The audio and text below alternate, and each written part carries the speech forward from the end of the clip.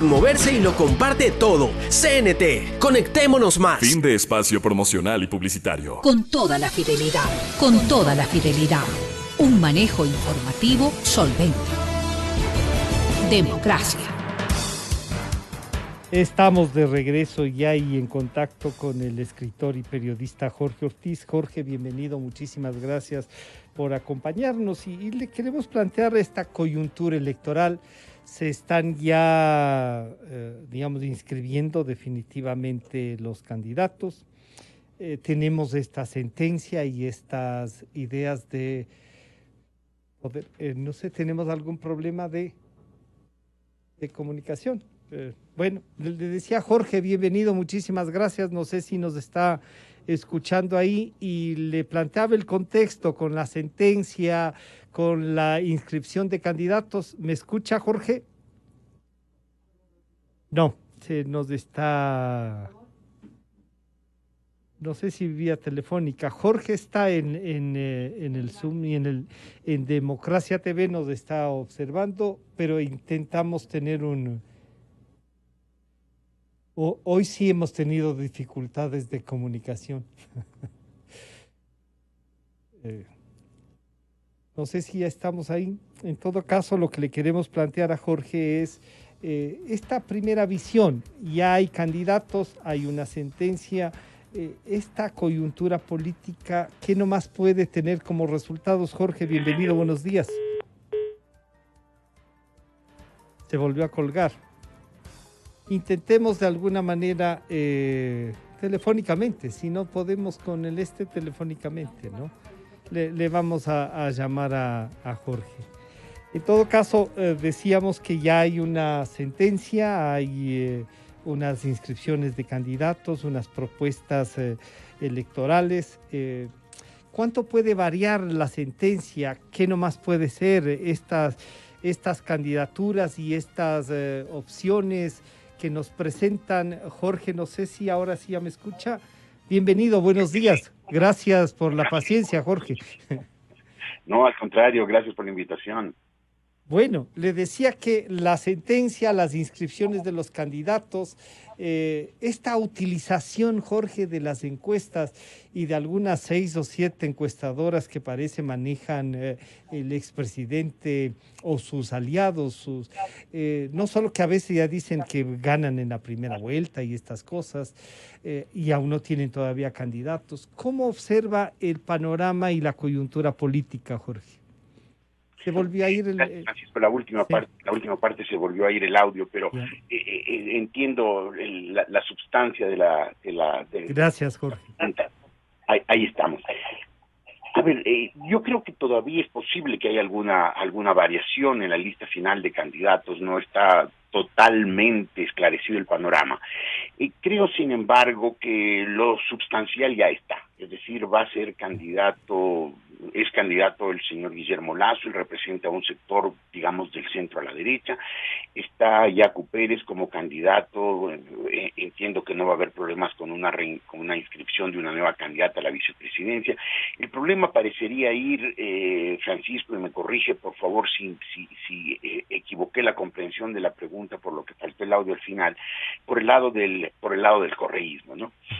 A mí me da la idea, o sea, hay demasiadas torpezas en la inscripción de la candidatura correísta como para que uno pueda creer, como para que alguien pueda creer que fueron desatinos, que fueron tonterías. No es gente, ya lo he dicho muchas veces, ni Correa ni su gente, no es gente muy iluminada. La propaganda nos hizo creer a mucha gente que sí, pero no lo son. Pero no son capaces de cometer tal cantidad de torpezas una detrás de otra. Parecería más bien que está intentando Correa no presentar candidatura a las elecciones por un motivo doble.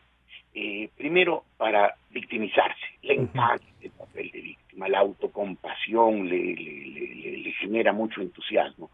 No presentarse para decir, o sea, no tener candidatura para decir una vez más, nos persiguen, ¿cómo era lo que llamaba la contraofensiva conservadora, no sé qué tontería que decía, están tratando de evitar el triunfo del pueblo, de la revolución ciudadana, el regreso al poder de este grupo de gente. Por eso le decía esta característica de buscar de vender la idea de que ganaban en una sola vuelta y más estas otras torpezas, como usted las denomina, que parecen son así, buscan salirse de la contienda, Jorge. Quieren lograr que su candidatura no sea escrita, parecería no sea escrita la candidatura de ellos para decir nos persiguen, no nos dejan presentar porque nosotros podemos ganar en primera vuelta. Y en segundo lugar, creo que el otro objetivo es no tener que competir. Parecería que Correa tiene claro, y Correa y su gente, aunque claro, ahí el que manda es el cacique, el otro se calla y obedece y baja la cabeza y agradece que le miren, no tener que competir porque cree que va a perder las elecciones, lo cual es altamente probable. En todas las encuestas que valen, no estas que han enviado los trolls correístas las últimas semanas, es evidente que la resistencia que tiene Correa es muy alta. Tiene una adhesión alta también, o sea, tener una adhesión del 20 o el 22% es una adhesión alta. Correa todavía tiene... ¿Usted sí cree que se mantiene esa adhesión? En el panorama electoral ecuatoriano, pero la resistencia también por lo general pasa del 60%. Parecería que más de 2 de cada 3 ecuatorianos dicen yo voto por cualquiera, menos por Correa o sus empleados. Entonces, sabiendo que va a perder o temiendo que va a perder, prefiere irse por el lado de la autocompasión, de la victimización. No me inscriben porque me tienen miedo. Y en segundo lugar, al no poder participar su candidato, podrán decir que ganaban en primera vuelta, podrán mantener intacta la imagen de la imbatibilidad de Correa, del invencible, de la revolución ciudadana indetenible. Con lo cual, además, Francisco, creo que Correa tendría la mesa servida, ahí sí la mesa servida, para empezar una campaña de desestabilización, de conspiración, diciendo yo quiero deslegitimar al gobierno que venga. No me dejaron, pues tenga presencia en la política nacional.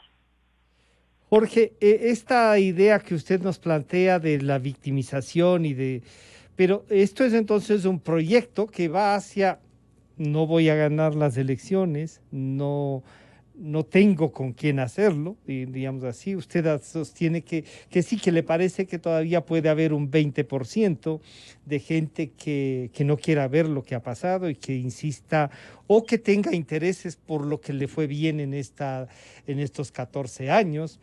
Pero, Jorge, ahí entonces se plantea primero deslegitimar a quien gane y frente a esa deslegitimación ir en busca de desestabilizar y desde el primer día atacar a quien ejerce el poder, que va a tener requerimientos duros para enfrentar lo que nos pasa, Jorge. Yo creo que sí, es decir, y no solamente desde el primer día que se instale el nuevo gobierno, el que sea elegido por el pueblo ecuatoriano en las próximas elecciones, sino desde el día que empiece la campaña electoral. Podrán decir esta es una campaña sin valores, es una campaña que no representa al pueblo ecuatoriano porque el candidato del pueblo, el candidato de la revolución ciudadana ha sido marginado. Una marginación que es evidente que ellos lo están buscando. Lo han buscado, sí. Insisto, Francisco, en esto, tanta torpeza en el proceso de inscripción de candidatos. O sea, Correa llegando en una tablet, pues es una payasada bastante grotesca. A sus seguidores les pareció una genialidad. Si uno lo ve con un poco de objetividad, es una tontería, pues una tontería macabra.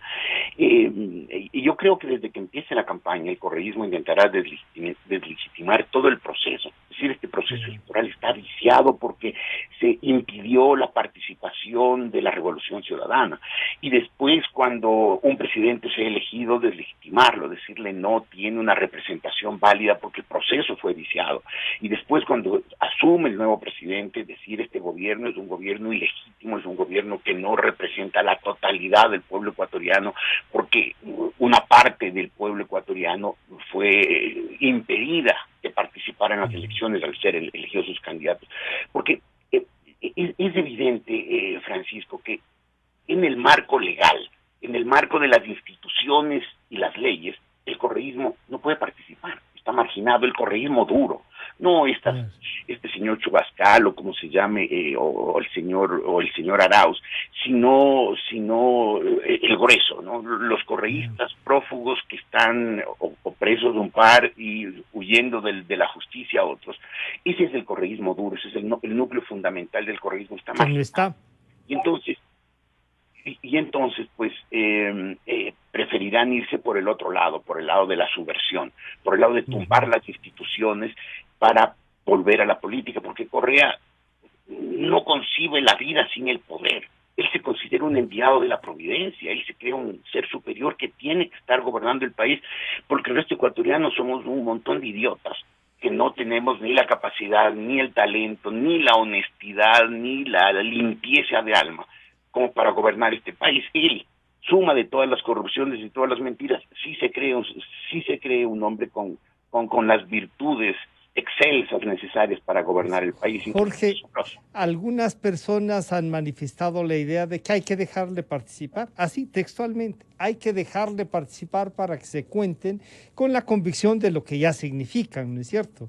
Y que claro, si el grueso del correísmo, el correísmo duro, sus propios dirigentes, en unos casos porque el propio Correa no los ha designado candidatos, que como esperaban algunos, están fuera por decisión del mismo, pero cuando esta reflexión que han hecho incluso candidatos a la presidencia o gente que hace opinión pública, han dicho hay que dejarlos participar, y uno dice, ¿y por qué hay que dejarlos si la ley no les permite? Si han cometido estas torpezas, y dicen, pero es que ahí está el plan, estas torpezas fueron hechas justamente para victimizarse. Y entonces, ¿a título de eso les dejamos participar o se cumple la ley, Jorge? No, la ley hay que cumplirla, por supuesto. Y no podemos decir, aunque hayan transgredido las leyes, aunque estén marginados por sentencias de la justicia, aunque hayan hecho todo lo posible para que la inscripción de sus candidaturas haya sido irregular, hay que hacerlos participar. No, porque eso sentaría un pésimo precedente de que se permite a quien sea, como sea, en cualquier condición, participar en procesos electorales. No, hay unas leyes que cumplir. También los correístas, aunque ellos no estén acostumbrados a cumplir las leyes, aunque ellos crean que la ley no es para ellos, ¿no? Y esa vieja expresión, para mis amigos todo, para mis amigos todo, para mis enemigos la ley. No, ellos creen que la ley se aplica a los demás y con todo el rigor y con toda la fuerza, ellos están por encima de la ley, o al menos eso parecería creer Correa. No, si ellos no han cumplido los requisitos no pueden participar. Y si la candidatura del señor Arauz y del otro señor no han cumplido las restricciones, no se las pueden inscribir. Pero claro, eso debe ir acompañado por una campaña muy intensa, muy bien hecha, para explicar al país qué ha pasado. Porque el correísmo, con todo el dinero que se llevó, y con todos los buenos, eficientes operadores propagandísticos que tiene, vimos en su gobierno, gente contratada. Los hemos visto peleando ahora. Empresas encargadas del manejo de imagen, empresas multimillonarias. Seguramente va a ser una campaña monumental de victimización, de decir esto es una persecución perversa, incomparable en la historia, y lograrán réplicas, porque oiremos las voces levantándose en la Argentina, en Venezuela, en Cuba, en algunos sectores europeos cándidos e ingenuos que dirán al expresidente no le permiten, porque claro, no conocen los detalles. No, pero gente como Iglesias va a trabajar para que se difunda esta idea de persecución y es vicepresidente del gobierno español. El vicepresidente del gobierno español y tiene un grupo político que tiene las mismas virtudes de la mayor parte de estos grupos de este neocomunismo. ¿Será una forma de pagarle lo que le han financiado también? Pues. Evidentemente, y además es gente que tiene buenos equipos de publicidad y propaganda, buenos activistas políticas, equipos de trolls que replican las consignas. Entonces, claro, si es que el Estado ecuatoriano no informa con constancia, con capacidad, con entereza, ¿qué fue lo que pasó? Que todo lo que hizo mal el correísmo al inscribir sus candidatos para deliberadamente quedar al margen de la campaña. pues parecerá que la elección en el Ecuador en realidad está viciado y el nuevo gobierno empezará a tojo, precisamente cuando el Ecuador necesita un gobierno legítimo, en plena capacidad para afrontar la crisis compuesta por dos elementos: el desastre del manejo económico durante 10 años y medio, que desperdició una crisis económica incomparable. El Ecuador nunca ha tenido una bonanza económica como la que tuvo en esos años, y terminó en una crisis de desperdiciado los recursos públicos y con una deuda enorme. Y la segunda parte, la epidemia y la paralización económica que eso significa. Para salir de esa crisis, que es económica pero que también es política y social, se necesita un gobierno en plena capacidad de acción. Y un gobierno que empiece con su legitimidad afectada no es un gobierno que va a poder solucionar una crisis tan grande. Dos cosas que usted nos ha dicho y que creo que hay que reflexionarlas y hacerle notar al país. Pero tenemos un Consejo Nacional Electoral que a veces, en ese 60% que actúan, como que también le facilitan que estas torpezas sean mecanismos de opinión pública y debate y todo eso. Entonces, cualquier rato pueden resolver lo que uno dice. No sabemos qué podrán resolver. Se tiene un marco jurídico, pero podrán resolverlo como ellos crean y van a causar los problemas que causan. Entonces, con este Consejo Nacional Electoral, con esta especialización publicitaria y propagandística que han tenido, van a tener instrumentos, Jorge, que otros podrían sumarse de los que ya están como posibles candidatos o ya candidatos, sumarse y recoger esta bandera y decir: nosotros sí hubiésemos querido que esté Correa y reivindicamos eso. ¿Qué sector querrá aprovechar para recoger esos votos que podrían sumar a otra candidatura, no? Yo creo que el único sector que podría aspirar a tener cierta fuerza y captar un significativo caudal de votos correísta, creo yo que es la candidatura de Pachacuti. Yagu Pérez me parece que es un candidato. Han trabajado juntos a veces ya. Han trabajado juntos a veces y podría pues tratar de ubicarse en esa posición de una izquierda turbulenta que reivindica cosas, que quiere irse contra los principios básicos de una sociedad. Es decir, por ahí creo, pero evidentemente el objetivo del correísmo es más bien tener los cimientos puestos para empezar una campaña de desestabilización del próximo gobierno, es evidente, o de la democracia en general, de sus instituciones, de las leyes, porque Correa y su gente, que están hoy prescritos de la vida política por los delitos por los cuales fueron condenados en procesos que fueron abiertos, públicos, lentos, inobjetables. Si uno los ve con tranquilidad, ve y el proceso fue claro, fue limpio y avanzó incluso con mucha lentitud. Por momentos nos desesperábamos los ecuatorianos, decir, bueno, ¿cuándo salen las sentencias de esto?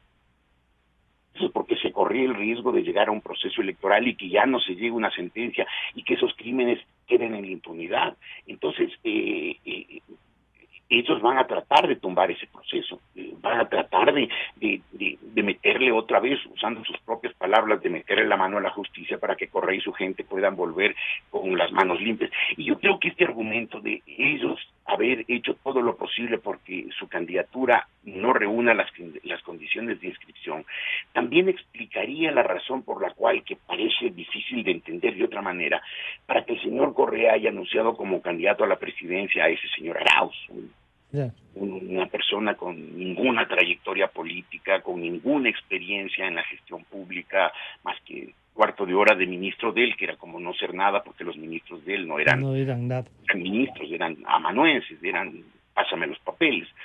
Un señor sin ningún encanto, sin ningún carisma, defendiendo unas ideas trogloditas absolutamente...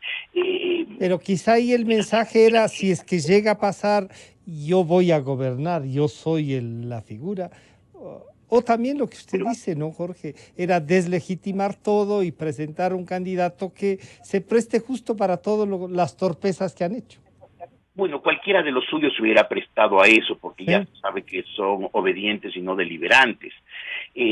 Pero yo creo que mucha gente, como usted bien decía, Francisco, aspiraba dentro del correísmo a ser ellos los elegidos.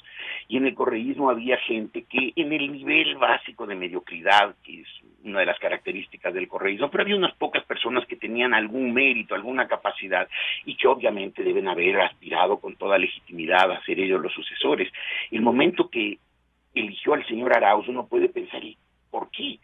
Probablemente era eso, probablemente les dijo, miren, voy a ponerlo a este chico, pero obviamente no lo voy a inscribir, de manera que no tengamos candidato y ahí sí todos nos podamos dedicar a decir, nos persiguen, no nos dejan, nos marginan del proceso electoral. Porque si no, debió haber habido enorme resentimiento en los cuadros superiores del correísmo, en el alto mando. Personas como, no sé pocos nombres de esa gente, Aguiñaga, Claro. Ricardo, Se hablaba de Aguiñaga, de Pavel Muñoz, de gente que ha estado representándolos en la asamblea, como usted decía, más allá de lo que podríamos calificar de bueno o malo. Son esos los que tienen, pues, ¿no es cierto? Y que querían, pero que no encontraron una respuesta de Correa. Tal vez les dijo, vean, no los pongo a ustedes porque no los pongo a ninguno de ustedes, porque voy a poner este chico desconocido al que le estoy haciendo un favor, lo promociono, anunciando su nombre como precandidato, pero vamos a incumplir todas las formalidades de una inscripción de candidato. Él va a quedar al margen y nos dedicaremos todos nosotros a lo nuestro, que es tumbar las instituciones, conspirar contra la democracia, contra el gobierno que sea elegido, y por eso no lo pongo a ninguno de ustedes. Si en realidad me interesaría que participemos en alguna de las elecciones, la pondría seguramente, esto les dijo Correa, la pondría a Pierina, o la pondría a Pino, a Rivadeneira, a Aguiñaga, alguien más representativo del correísmo, y no este joven intrascendente como el señor Arauz. Ahí quizás se explica por qué eligieron un par de personas tan poco conocidos como ese señor Rabascal, presidente, y el señor Arauz, un par de personas desconocidas, sin ningún mérito, sin ninguna trayectoria, sin ninguna influencia sobre el electorado, en vez de poner a personas más conocidas dentro del correísmo que fueron ministros durante 10 años y medio, o asambleístas durante 10 años y medio, y estuvieron constantemente en los medios que manejaba el correísmo, que eran muchísimos, y los presentaba como personas pues ilustres, inteligentísimas, con una vocación de servicio enorme, aunque evidentemente no lo eran. Jorge, ¿qué deberían tener entonces los ecuatorianos para, si es que se quedan al margen, como debería ser si se aplica la ley? ¿Qué debemos comenzar a preguntar a los candidatos que quieren ejercer el poder los próximos 4 años, en medio de esto que es realmente una dificultad? Y le planteo así, sabiendo que cada día encontramos, y el propio expresidente, digamos, el propio presidente Moreno decía, ayer nomás recordaban sus palabras, en donde se pone el dedo sale pus, y no será ni este ni el próximo gobierno, nos hará falta otros gobiernos para que esto pueda. Le hagamos a Jorge que escuche recordarle lo que decía el presidente Moreno. Que es muy probable que por lo menos en el 60 o 70% de instituciones donde pongamos el dedo brote pus. Yo creo que no alcanzaría un gobierno para juzgar todos los actos de corrupción que han habido. Jorge, eso dice el presidente que fue propuesto por ellos, que ha hecho esfuerzos y hay que reconocer. Y cuando ya asumió la presidencia, uno dice, ya solo ese hecho ya hay que reconocerlo. Pero lo que dice es que no nos va a alcanzar, y entonces uno ve lo de la Policía Nacional y dice, pero por Dios, sus propios oficiales permitieron que se roben. ¿Qué le pedimos a los candidatos que expongan frente a este pobre país pateado en el piso, Jorge? A ver, yo diría que este momento para el país, no solamente para el próximo gobierno, para el próximo presidente, hay 2 tareas urgentes, pero también hay tareas importantes. Las 2 urgentes son sacar al Ecuador por lo menos de la parte más profunda de la crisis económica. Estamos en una situación verdaderamente complicada, que un país con una economía pequeña, insuficiente, que no logra atender las necesidades básicas de su población, que tiene a un porcentaje alto de su población en situación de creo que se fue No, estamos escuchándole, Jorge. Por lo menos la imagen.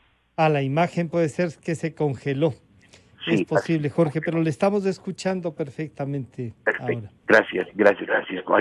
Ahí estoy. Ahí volvió.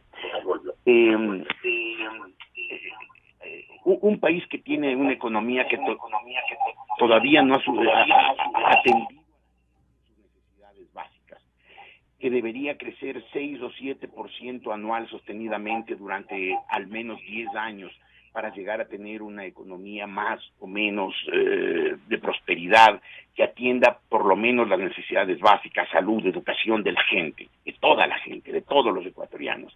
Que esa economía decrezca, como va a decrecer este año, 10%, es una catástrofe. Es una catástrofe a la cual hay que tratar de solucionarla con la mayor urgencia. Entonces, esa es la primera urgencia. Y la segunda urgencia es el tema de la pandemia. El Ecuador todavía está en medio de la pandemia, todavía hay muchos contagios, hay muchos muertos, algunos registrados, la mayoría parecería que no están registrados, y creo que son dos temas que hay que atender con absoluta prioridad, tareas iniciales del próximo gobierno. Pero hay otros temas de fondo. Uno de esos es la unidad del país. En los últimos 14 años, la unidad del Ecuador se ha resquebrajado profundamente. El gobierno anterior llegó con una política divisiva, ¿no? Correa, como la mayor parte de los populistas, porque de alguna manera León Febres Cordero hizo algo por el estilo, Bucaram sin duda hizo algo por el estilo, dividir el país entre buenos y malos. Buenos son los que me siguen, malos son los que se oponen, buenos son los que me hacen coro y me aplauden todo lo que digo, malos son los que me cuestionan y me critican, buenos son los que están con este proyecto, malos son los que no están con este proyecto. Y eso, a lo largo de 10 años y medio del gobierno correísta, generó unas divisiones profundas como quizás el Ecuador nunca ha tenido. El Ecuador tiene, y lamento tener que siempre remitirme a la historia porque yo creo que eso nos enseña, nos da guías básicas. El Ecuador tuvo un problema muy grave de cohesión. El Ecuador, cuando nació mayo de 1930, separado de la Gran Colombia, era un país que todavía no tenía una unidad como sociedad. Y 29 años después, 1859, esa falta de cohesión casi estalla en que este país se divide en 4 y desaparece. 3 se van con el Perú, una se queda en Colombia. Y a partir de ahí, los grandes presidentes que han tenido el Ecuador se han dedicado a tratar de unir el país, de unirlo físicamente con carreteras, con ferrocarriles, y además de unirlo anímicamente, hacernos sentir a todos. Estos últimos 14 años pusieron una bomba en eso. Y parte de un destino común y por lo tanto hacernos sentir que todos tenemos que empujar en busca de la prosperidad, de la tranquilidad, de la seguridad, de la libertad de todos. El correísmo vino a hacer exactamente lo contrario, a dividirnos, a partir el Ecuador en dos, y nunca el Ecuador, nunca estuvo tan dividido como esos años, cuando familias enteras, grupos de amigos, de vecinos, de compañeros, de colegas se dividieron por esa agresión, de división, de nosotros los buenos y ellos los malos, nosotros los leales con la patria y los otros los traidores, nosotros los periodistas dedicados a difundir la verdad y los sicarios de tinta, ignorantes, miserables al servicio del gran capital transnacional. Esa política divisiva partió el país. Yo creo que pasando además de esos dos temas urgentes que son la economía y la pandemia, hay el tema urgente, el tema importante, trascendente a largo plazo de reunificar el país. Y el segundo tema, evidentemente, luchar contra la corrupción. No se trata de meter preso a 1, a 2 o a 5. Se trata de crear en la educación un sentido de valores, de principios, que haga que robar no sea lo común y ser honesto la excepción, sino exactamente lo contrario, que la honestidad sea el comportamiento normal y que la excepción sea el ladrón. En los últimos años vimos todo lo contrario. La generalidad era la corrupción, la excepción era la honestidad. Y creo que hay dos temas, por lo tanto, urgentes y dos temas importantes. Creo que el próximo gobierno tiene que enfocarse primero en lo urgente, pero después ese gobierno y los que le sigan dedicarse a lo importante, a reunificar el país, a volverlo a unir, a volvernos a sentir que somos un pueblo que tiene un proyecto de vida en común y que como parte fundamental de ese proyecto de vida en común tenemos que aprender a vivir con honestidad, con decencia y ganándonos nuestra vida con nuestro trabajo, no metiéndose como se mete la gente en la política para robar, para hacerse rica, sino para trabajar por una sociedad, para hacerla mejor, más próspera y más libre. Una política de ideas, Jorge. Para concluir y agradecerle este contacto, lo que le diría es, ¿cómo hacemos? Porque esta campaña va a tener mucho de desinformación. Y claro, se ven ya armados y ahora este elemento de las redes sociales que por suerte, si bien sirven para algunas cosas, veo que no cobran la fuerza que creerían como para anular a los medios de comunicación. Siempre la gente recurre a los medios para verificar. Usted diría, Jorge, ¿cómo enfrentar esta parte? Yo concuerdo, Francisco, con ese diagnóstico suyo de que parecería que las redes sociales, a pesar de su enorme penetración, todavía no son un elemento de referencia ideológica, todavía la gente no toma sus decisiones, las decisiones cruciales, que es, entre otras, por ejemplo, elegir a sus gobernantes, a partir de lo que circula en las redes sociales. Las redes sociales lamentablemente se han vuelto un vertedero de odio. Muchas de las cosas que uno lee no tienen ningún argumento, solamente son agresiones, ofensas, divulgación de rumores, de mentiras, de calumnias. Hay unos trolls dedicados a difundir mentiras que mucha gente cándida, ingenua o definitivamente torpe reproduce, reenvía, retuitea creyendo que son verdades, y se sienten unos activistas políticos así impetuosos porque están todo el día en las redes sociales. Creo yo que hay que tratar por las vías tradicionales, que son los medios de comunicación verificados, verificables, y a través del contacto diario, decirle a la gente de la importancia de estas elecciones. Las próximas elecciones serán cruciales. Si el Ecuador logra elegir un gobierno serio, sensato, austero, de la tendencia que sea, pero con gente seria, austera, inteligente, que se dedique a tratar de resolver en serio los problemas del país, no a robar, no a hacer propaganda y mentir y estar bien en las encuestas, sino a resolver los problemas de fondo. Que si no logramos tener un gobierno serio, capacitado, el Ecuador se va a sumir más aún en la pobreza, y que vamos a volver a necesitar esas olas de inmigrantes, de gente desesperada que se va a buscar su futuro en otras partes, a lo mejor cayendo en la delincuencia.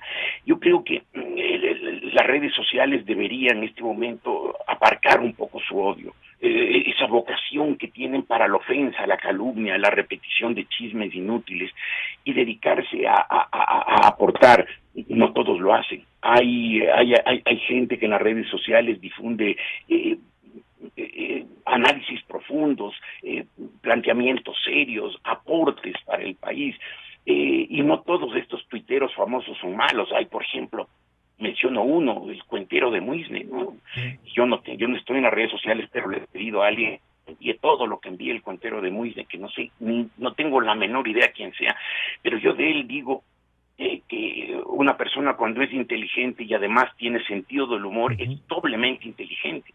Y esos aportes, uno ve gente que con una pequeña postilla, con un pequeño comentario, con unas frases, ayuda a tumbar ídolos de barro, ayuda a desentrañar mentiras, ayuda a que comprendamos más profundamente lo que ocurre simplemente con un mensaje corto, con una frase.